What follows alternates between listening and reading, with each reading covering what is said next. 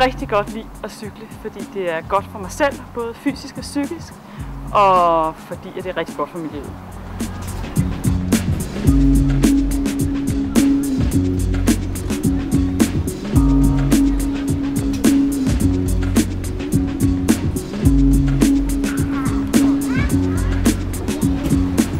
Og når jeg afleverer min søn, så er det bare afsted på arbejde.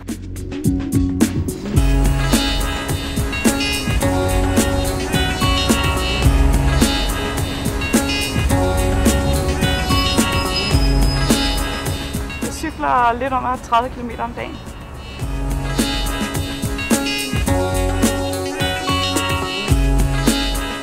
Jeg har faktisk en bil, men det er meget federe at cykle, fordi jeg får motion. Og fordi jeg får stresset af, både når jeg skal på arbejde og fra arbejde.